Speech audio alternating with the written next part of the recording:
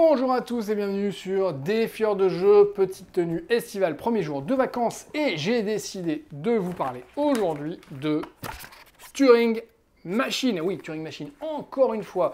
Turing Machine, Fabien Gridel, Johan Levé, c'est Scorpion masqué, 1 à 4 joueurs, 12 ans et plus, 20 minutes de partie. Pourquoi encore une fois? Parce que je vous ai présenté ce jeu en long, en large et en travers. C'est un jeu de déduction magnifique. Ici, je vous ai expliqué les règles. Je vous ai même défié pour me battre. Vous allez trouver quelque chose ici. Qu'est-ce que j'ai fait encore? Je vous ai expliqué les critères un peu complexes du jeu dans cette vidéo-là. Et enfin, je vous ai fait une vidéo sur le mode extrême que vous allez retrouver là. Souvenez-vous, retour table. Hop, souvenez-vous, le mode extrême, c'était pour un vérificateur, il y avait 2 critères, mais on ne savait pas lesquels c'était. Il ne me manquait plus que un seul mode à vous présenter, c'était le mode cauchemar. Et là, je viens de générer une map cauchemardesque en mode facile, 4 critères. A, B, C, D, mes vérificateurs, et mes critères ici, 5, 9, 13, 16, qui sont positionnés. On va le dérouler ensemble et je vais vous expliquer comment gagner à chaque fois en mode cauchemar. Bon, le mode cauchemar, eh bien, ça veut dire que vous ne savez pas ce vérificateur quel critère il vérifie. Donc ça peut être A1, A2, A3, A4 et pareil pour les autres. Bon, ça s'appelle en mathématiques un arrangement de 4 éléments parmi 4, d'accord? Et en l'occurrence, il y a 4 factoriels possibilités, 4 fois 3 fois 2. Donc ça fait 24 possibilités qui s'offrent à nous ici. Si on se met en mode normal, à 5 critères, eh bien on multiplie par 5 et ça fait 120 possibilités. Et si on met en mode difficile, 6 critères, on multiplie par 6 et ça fait 720 possibilités. Bon, on va rester en facile, il y a 24 possibilités qui s'offrent à nous, on peut les énumérer. Alors, par souci de lisibilité, je ne vais pas garder 5, 9, 13, 16, je vais garder 1, 2, 3, 4. On les met dans l'ordre, on saura que c'est ça.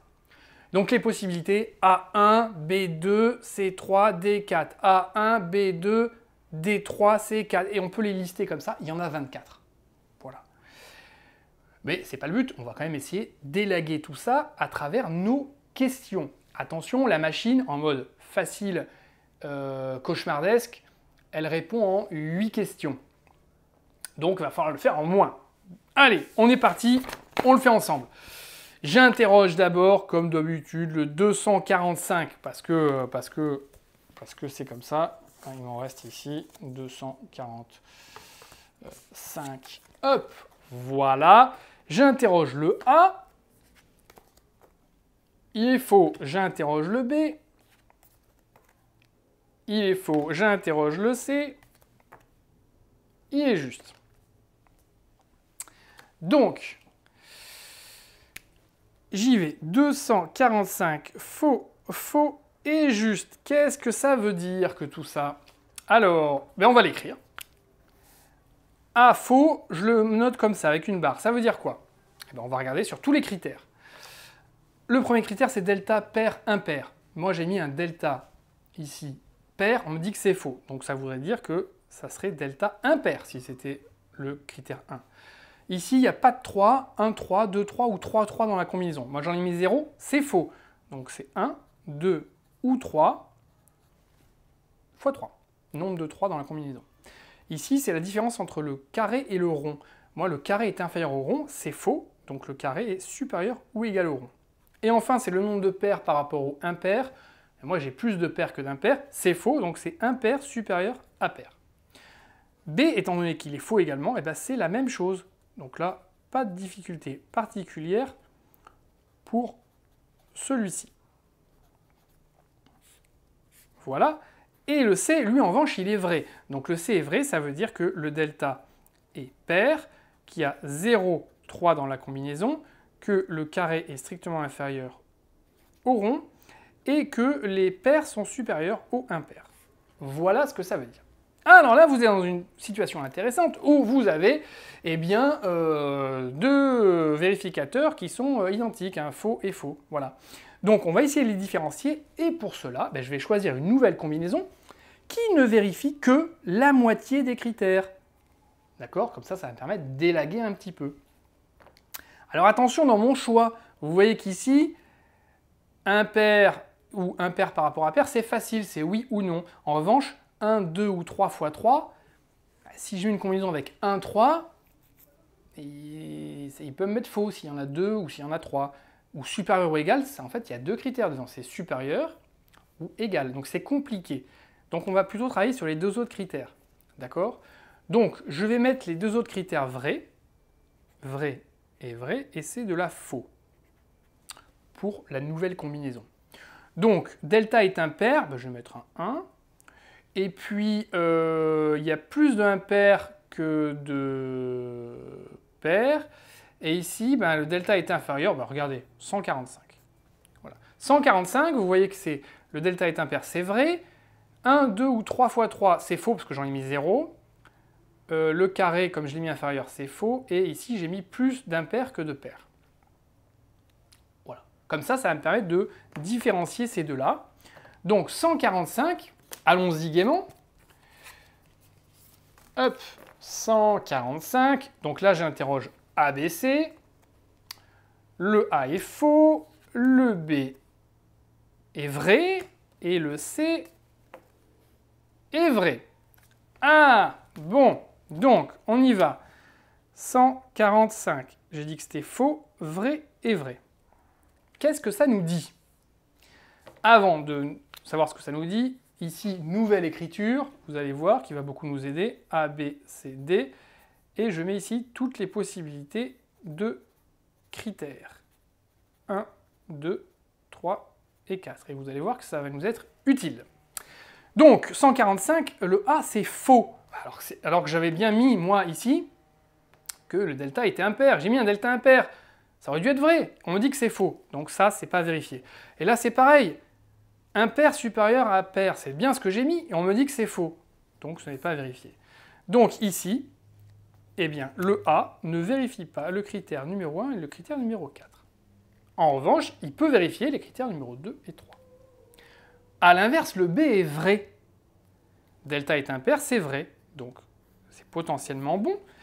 Et impair est supérieur à pair, c'est vrai. Donc, c'est potentiellement bon. En revanche, pour les autres, 1, 2 ou 3 fois 3, ben moi, j'ai mis 0. On me dit que c'est vrai. Donc, c'est pas ça. C'est pas ça. Donc, pour le B, on a ça. Intéressant. Et pour le C, c'est vrai aussi. Alors là, delta et pair, c'est un delta impair, donc c'est faux. Et puis ici, pair supérieur à impair, eh ben moi j'ai mis impair supérieur à pair, donc c'est faux. Et donc tout simplement, pour le C, on obtient ça. Alors c'est intéressant, qu'est-ce que ça nous dit? Regardez. Ça nous dit que les critères A et C vérifient, les vérificateurs A et C vérifient les critères 2 et 3. C'est forcément 2 et 3. Donc 2 et 3 sont nulle part ailleurs. Alors dans le B, j'ai vu, mais du coup ça veut dire que dans le D, il n'y a pas le 2 et le 3 non plus. Voilà. Donc le A et le C se partagent les critères 2 et 3, et le B et le D, les critères 1 et 4. Et avec tout ça, on est déjà à 6 questions, il n'en reste plus que 2. Donc là, on va essayer de différencier.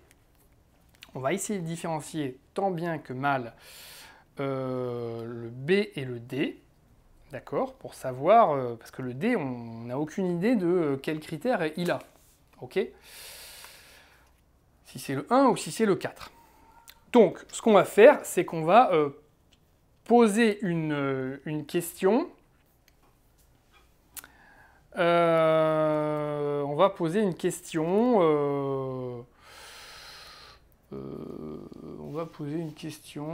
On va poser une question. Ça, c'est sûr, on va la poser, la question, il n'y a pas de souci. Posons-la, posons-la, posons-la. On va la poser. On pourrait même la poser juste au D, finalement. On va la poser, finalement, au B et au D. Voilà, on va la poser au B et au D, pour être sûr. Pour le A et le C, vous allez voir comment on va se débrouiller pour faire tout ça. Alors, allons-y. Allons-y. B et D. Donc D, on ne sait pas. Bon, ce qu'on peut faire, c'est de maintenir un... On peut maintenir un pair supérieur à pair.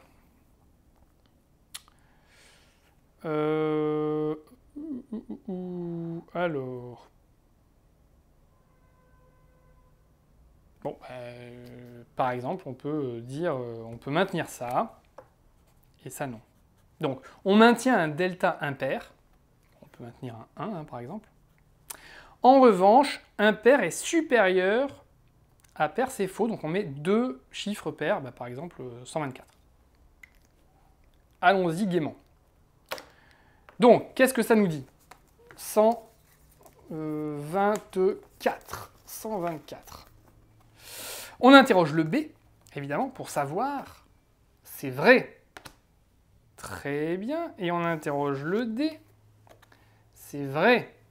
Donc, là, on est arrivé ici. Le B, oui, ça, le B est vrai. Et le D est vrai. Alors, qu'est-ce que ça nous dit? C'était pour 124.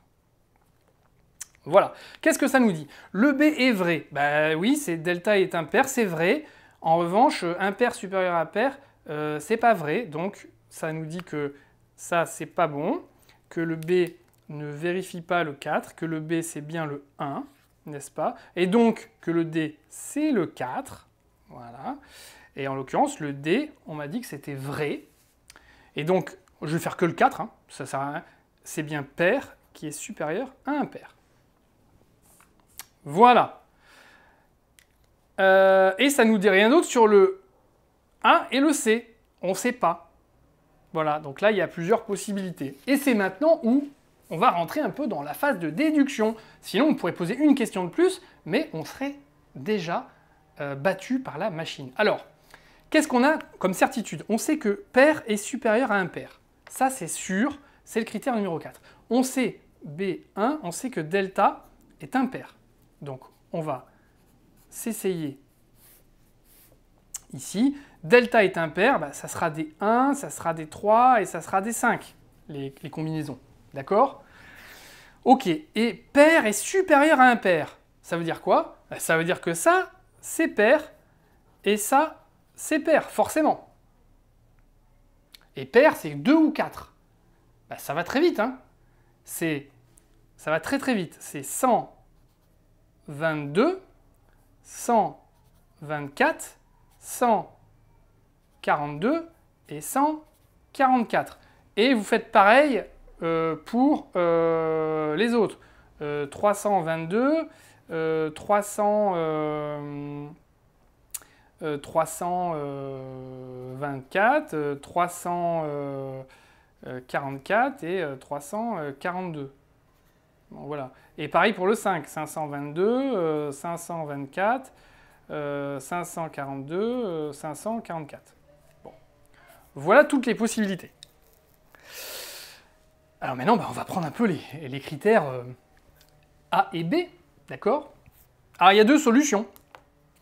Soit A est le critère 2, et B est le critère, et C est le critère 3, soit A est le critère 3, et C est le critère 2. Ok? Bon, du coup, si on prend ça, A est le critère 2 et C est le critère 3, ça veut dire quoi? Critère 2, c'est, on l'a ici, 1, 2 ou 3 fois 3. Ok? 1, 2, 3 fois 3. Et C, le troisième critère, c'est le carré est strictement inférieur au rond. Alors, qu'est-ce qu'on a là-dedans? Le carré est strictement inférieur au rond, c'est facile. On peut regarder assez facilement dans ces combinaisons-là. Alors, regardez ce qu'on va faire. On va séparer ça en deux.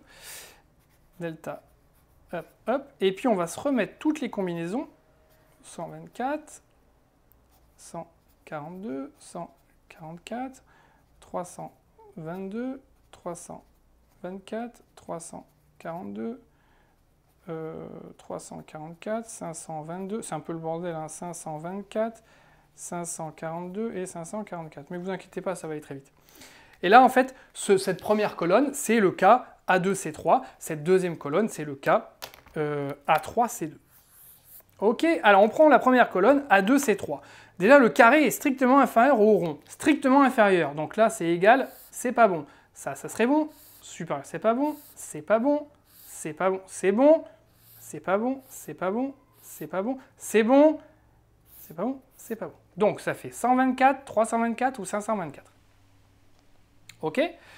Et on a 1, 2 ou 3 fois 3. Alors 3 fois 3, c'est pas possible, il n'y en a pas, parce qu'il y a plus de paires que d'impairs. 2 fois 3, c'est pas possible parce qu'il y a plus de paires que d'impairs. Et donc ça serait 1 fois 3 qui pourrait arriver. Et il n'y en a qu'un, c'est lui. C'est 324. Il n'y en a qu'un seul, 324. Bah, c'est pas mal. C'est pas mal. C'est même très bien. Je ne peux pas dire qu'on l'a déjà trouvé, mais c'est très bien. Et je vais vous dire pourquoi on l'a déjà trouvé. Parce qu'en fait, le fait de faire cette technique-là, est-ce que vous voyez bien? Oui, le fait de faire cette technique-là, c'est quoi? C'est d'arriver à une situation où vous êtes face à plusieurs cas de figure qui ne sont pas discernables avec les critères qu'on vous propose. Et comme vous ne pouvez pas, même si vous aviez plus de questions à poser, vous ne pourriez pas différencier les chiffres, ce n'est pas la bonne solution. Et là, en revanche, vous voyez qu'il n'y en a qu'une seule. Donc c'est ça. Mais on va quand même faire le petit calcul. À côté, le A3, c'est 2. Alors A3, c'est quoi? A3, ça veut dire que le carré est supérieur ou égal au rond. Carré supérieur ou égal au rond. Et C2, ça veut dire qu'il n'y a pas de 3. 0,3. Alors allons-y. Il n'y a pas de 3, il n'y a pas de 3, il n'y a pas de 3, il n'y a pas de 3, il n'y a pas de 3. Très bien. Et le carré est supérieur ou égal au rond. Donc supérieur ou égal, c'est égal. Non. C'est bien supérieur, c'est supérieur ou égal, c'est égal, non, c'est supérieur et c'est égal. Et là, vous vous retrouvez face à un cas de figure où vous avez 122, 142, 144, 522, 542 et 544 qui sont des combinaisons qui ne sont pas différenciables. Alors elles pourraient l'être si on avait plus de précision sur ce critère-là, strictement supérieur ou égal. Et là, encore une fois, si on vous dit c'est égal, ben vous avez 122, 144, 522 ou 544. Vous ne savez pas les différencier. Si on vous dit le carré est strictement supérieur, ben ça peut être 142, ça peut être 542. Vous ne savez pas les différencier. C'est-à-dire que vous arrivez ici face à un cas où il est impossible de déterminer quelle est la combinaison qui fonctionne. Donc, forcément, on est là. On est dans ce cas où le vérificateur A, c'est le critère numéro 2. D'accord? Donc, c'est ça. Le B, on l'a trouvé, c'est le 1. Le C, c'est le 3. Et le D, c'est le 4. Et là-dedans, vous n'avez, quand vous avez le bon appairage, vous n'avez qu'une seule solution. Si vous faites un appairage différent, vous aurez plusieurs solutions. Et c'est là tout le sel du jeu. C'est une solution unique. Donc, vous pouvez vous amuser à étaler les 24 possibilités, voilà, à en faire la liste complète de chaque possibilité, et vous allez voir qu'il y a une seule de ces 24 combinaisons, qui est A2, B1, C3, D4, une seule de ces 24 combinaisons, qui ne vous propose qu'un seul chiffre. Une seule. Voilà. Les autres vous proposeront différentes solutions. Voilà, et bien, alors oui, je dis, bon, on a fini. En fait, on va peut-être vérifier quand même, mine de rien. Donc voilà, là ça tourne. C'est bien mes vérificateurs ici. Test a code. Et j'avais dit 324. Donc 3, 2, 4, le stress, verify. Yeah! Et oui, c'est correct. Bon, did you beat the machine? C'est là où c'est intéressant. Donc, qu'est-ce que j'avais? J'avais A faux, B faux, C vrai, add around, B faux, B vrai, C vrai, add around, B vrai, D vrai. Did you beat the machine? You found the code in 3 rounds and 8 questions, et la machine a fait la même chose, 3 rounds et 8 questions. Donc, quand on a égalité, eh bien, on gagne la partie. Donc, c'est une victoire. Voilà. Donc, j'espère... Attendez, je vais couper le... Hop, voilà. J'espère que vous avez apprécié cette vidéo qui replace un petit peu les bases de Turing Machine, à savoir que parfois, quand vous avez deux solutions possibles, mais qu'aucune question n'arriverait à les différencier, alors c'est que ce n'est pas le bon code. Et c'est une des techniques, au lieu de poser trop de questions et déléguer jusqu'à arriver à savoir quels sont les vérificateurs qui correspondent à quels critères, n'attendez pas d'aller jusque-là, arrêtez-vous avant, quand vous avez un doute sur deux, vous listez les possibilités, vous avez vu c'est quoi, c'est une histoire de 15 solutions, vous listez les possibilités et là, vous élaguez en fonction des deux possibilités que vous avez, comme je viens de le faire, et vous allez voir qu'il n'y a qu'une seule solution qui va vous apparaître et le reste, vous aurez une impossibilité de déterminer qui est quoi. Voilà, j'espère que ça vous a plu, que ça vous a éclairé un petit peu. Alors, hop là, ça part en cacahuète. Alors évidemment, vous allez me dire, oui, mais là, c'était le mode cauchemar. Vous allez me dire, oui, c'était le mode cauchemar, mais c'était le mode facile en mode cauchemar. Qu'en est-il du mode difficile? Ouais, la caméra est en train de bouger, hop. Eh ben, je sais pas, en mode difficile. On essaiera peut-être, ce sera l'occasion de faire une nouvelle vidéo, tous ensemble. Allez, sur ce, jouez bien, cassez-vous bien les neurones sur Turing Machine, et puis on se revoit bientôt pour d'autres vidéos de présentation. Allez, ciao!